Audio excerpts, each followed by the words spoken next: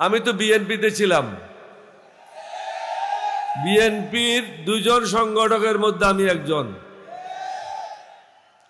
President Zia এবং আমি দুজনেই বিএনপি করেছিলাম। মুক্তিযুদ্ধের সময় ক্যাপ্টেন অলি আহমদ হিসাবে সর্বপ্রথম পাকিস্তানের বিরুদ্ধে বিদ্রোহ করেছিলাম। শহীদ রাষ্ট্রপতি জিয়াউর রহমান সওয়াত জাহাজ থেকে অস্ত্র খালাসের জন্য তাকে নির্দেশ দেওয়া হয়েছিল। তখনও পর্যন্ত আমরা বিদ্রোহ করব এই পরিকল্পনা চূড়ান্ত হয় নাই। তিনি যাচ্ছিলেন চট্টগ্রাম বন্দরের দিকে।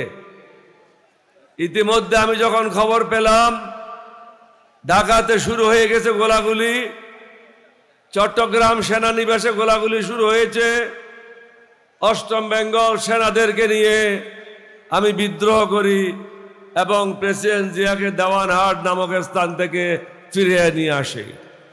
অতঃপর দুজনে মিলে কালুঘাট বেতার কেন্দ্রে যায়। পরের দিন তিনি বাংলাদেশের স্বাধীনতা ঘোষণা করেন।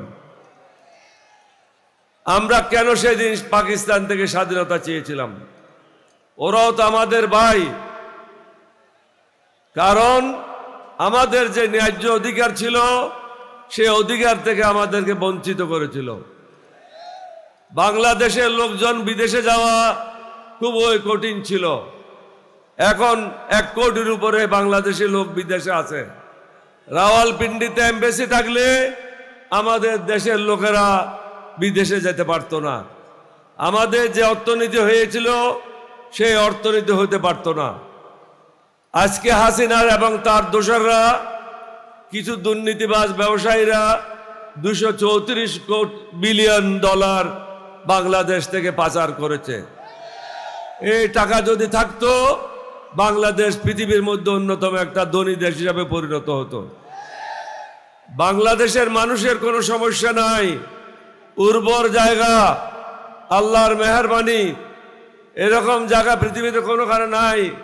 একটা বীজ পড়ে থাকলেই সেটার থেকে চারা ওঠে।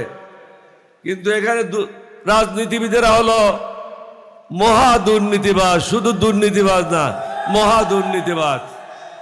শহীদ জিয়ার বিএনপি এখন আর নাই, বেগম জিয়ার বিএনপি এখন আর নাই।